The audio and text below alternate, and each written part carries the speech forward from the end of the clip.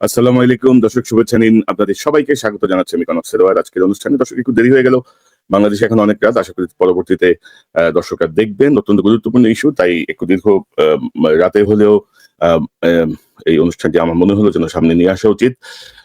যেমনটি আপনাদের শিরোনামে দেখছিলেন যে গণমাধ্যমে আবারও শুরু হয়েছে গোয়েন্দা সংস্থার হস্তক্ষেপ এবং নির্দেশনা দিচ্ছে, হুমকি দিচ্ছে, মাতবরি করছে। অতীতের মতো, হাসিনার আমলের মতো আবারও তারা মাতবরি শুরু করেছে।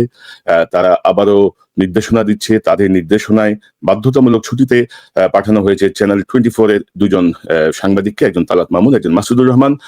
তালাত মামুন খুব সম্ভবত এক্সিকিউটিভ এডিটর নিউজের, এবং তালাত মামুন রিপোর্টার।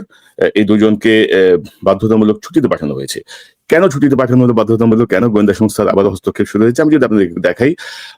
গত 13ই জানুয়ারি আমি একটি পোস্ট করেছিলাম আমার ফেসবুকে, এবং এই সংবাদটি অবশ্য চ্যানেল 24 তাদের সোর্সে কনফার্ম হয়ে তাদের স্ক্রলে দিয়েছিল, ব্রেকিং নিউজ হিসেবে আরটিভি দিয়েছিল, আরো দুইটি টেলিভিশন, আরো দুইটি গণমাধ্যম দিয়েছিল।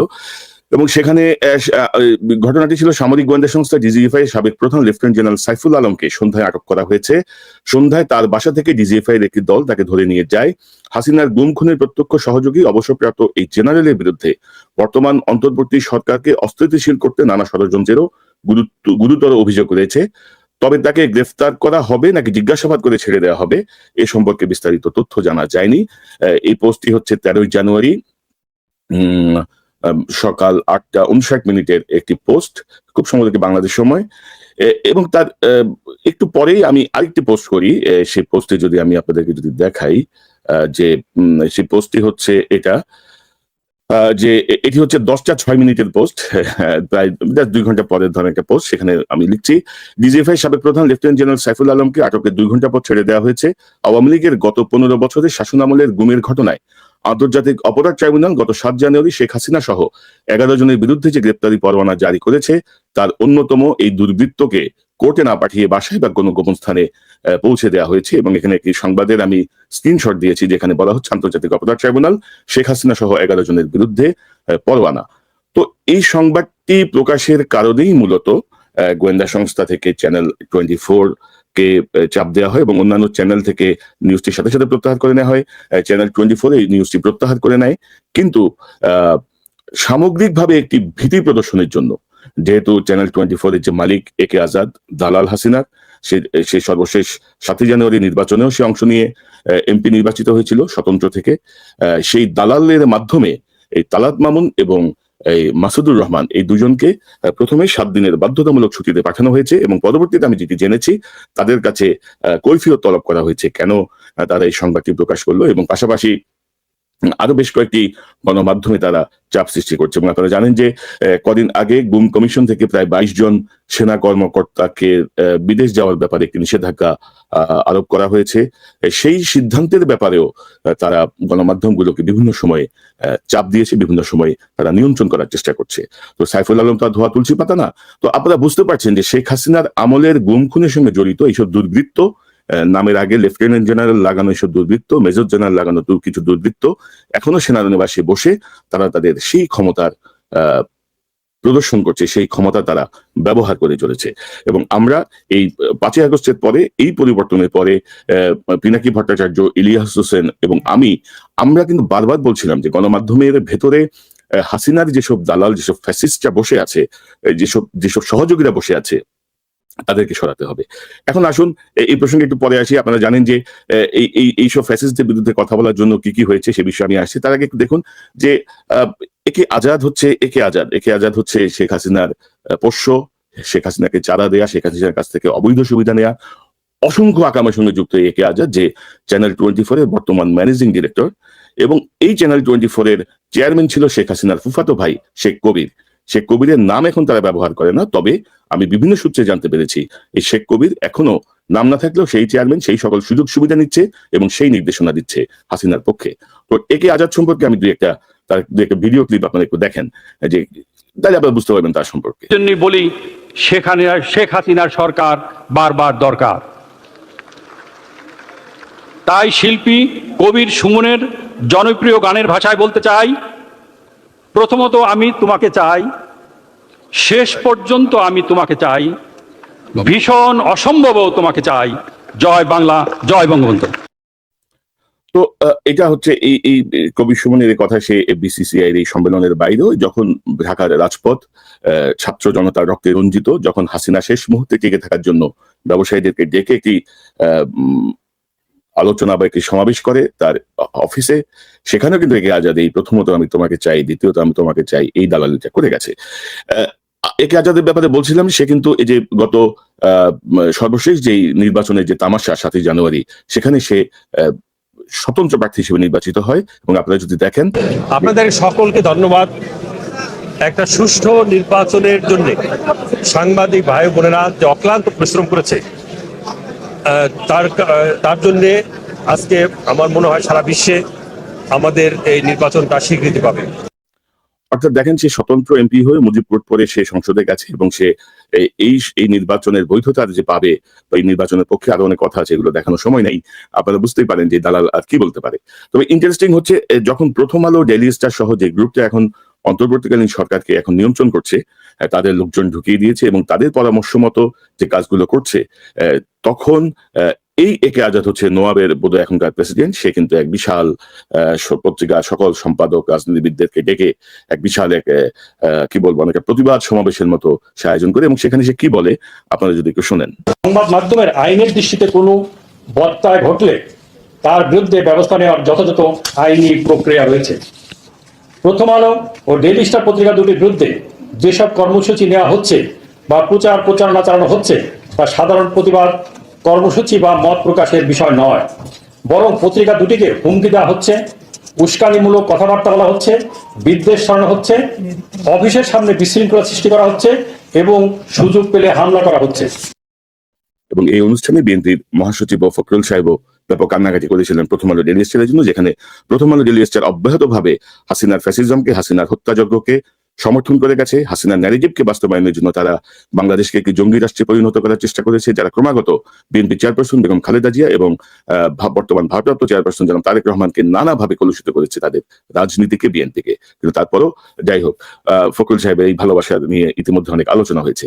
আপনারা জানেন যে এই যে ধরেন, সে বলছে যে আইনগতভাবে ব্যবস্থা নেওয়া যেতে পারে, কত মিষ্টি মিষ্টি কথা না? তো ডিজিএফআই যখন বললো, তখন তুই কোন কারণে 2 সাংবাদিককে বাধ্যতামূলক ছুটি পাঠালি?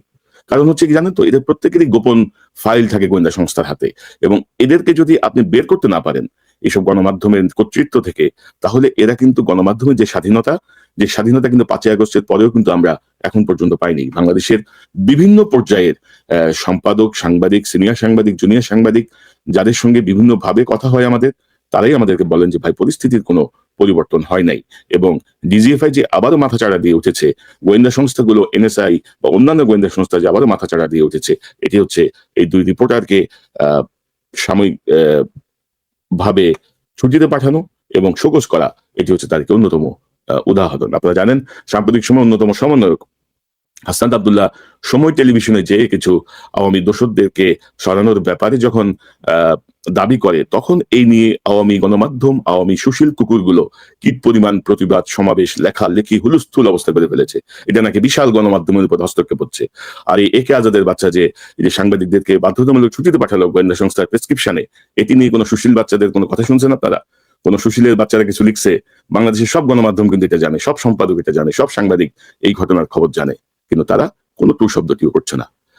সো এত রক্তের বিনিময়ে, এত আন্দোলনের পরে যে হাসিনাকে আমরা সরিয়েছি, তার দোসররা যদি গণমাধ্যমে বসে থাকে, মূল জায়গাটা আমার গণমাধ্যম কিন্তু অসম্ভব গুরুত্বপূর্ণ একটা জায়গা, এবং এই হাসিনার বিরুদ্ধে গণমাধ্যমে যে ভূমিকা ছিল, বিশেষ করে বাংলাদেশি গণমাধ্যম তো না, আমরা বলবো যে বিদেশ থেকে সোশ্যাল প্ল্যাটফর্ম ব্যবহার করে যারা সাংবাদিকতা করেছেন, তাদের যে প্রভাব ছিল, সেই প্রভাবকে অস্বীকার করার কোনো যেমন সুযোগ নাই, তেমনি বর্তমান সময়েও এই প্রভাব অব্যাহত আছে, এই প্রভাব ইনশাল্লাহ অব্যাহত থাকবে।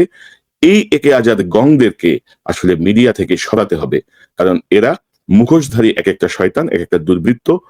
ভেতরে ভেতরে হাসিনার টাকা তারা এখনো খাচ্ছে, হাসিনার টাকা খেয়ে তার গণমাধ্যমকে তাদের মতো করে ব্যবহার করার চেষ্টা করছে। এবং গোয়েন্দা সংস্থার দিকে যদি দেখেন, তারা এই ঘটনার মাধ্যমে অন্যান্য সকল গণমাধ্যমের উপরে একটি চাপ সৃষ্টি করছে যে আমরা কিন্তু সজাগ, আমাদের বাইরে কোনো কথা বলা যাবে না, আমাদের বাইরে কোনো নির্দেশনা দেওয়া যাবে না। ইন্টারন্যাশনাল ক্রাইম ট্রাইব্যুনালের যে গ্রেপ্তারি পরোয়ানা, সেই গ্রেপ্তারি পরোয়ানার পরেও কমপক্ষে 6 জন ক্যান্টনমেন্টে বসে আরামাইশে ঘুরে বেড়াচ্ছে, দাওয়াত খাচ্ছে, পার্টি করছে। এক জেনারেল আকবর, সে তো প্রতিদিন ক্যাডেট কলেজ ক্লাব থেকে 2 বোতল ব্ল্যাক লেবেল নিয়ে যায় মদের বোতল, সে না খেলে তার ঘুম আসে না রাতে। তো এইসব তো টলারেট করার কোনোই কারণ নাই, কোনোই যুক্তিসঙ্গত কারণ নাই যে বাংলাদেশের মানুষ বা বাংলাদেশের গণমাধ্যম এগুলো টলারেট করবে বা আমরা টলারেট করব। কেউ কিছু না বলুক, আমরা এগুলো বলে যাব। অবিলম্বে একে আজাদকে এই চ্যানেল 24 থেকে ঘাট ধরে বের করে দেওয়া হোক। উপদেষ্টাদেরকে বলছি, আসলে ডক্টর ইউনূস কি কারণে এইসব ছাগল মার্কা উপদেষ্টাদেরকে দিয়ে এই জাতীয় একটি গণবিপ্লবকে, গণ অভ্যুত্থানকে ধ্বংস করে দিলেন, সেটি আমরা বুঝতে পারছি না। এখনো সময় আছে ডক্টর ইউনূস, এই অপদার্থদেরকে দিয়ে হাল চাষ না করে সরান, ভালো যোগ্য লোককে বসান, শক্তিশালী মানুষকে বসান, এই বিপ্লবকে ব্যর্থ হতে দিয়েন না।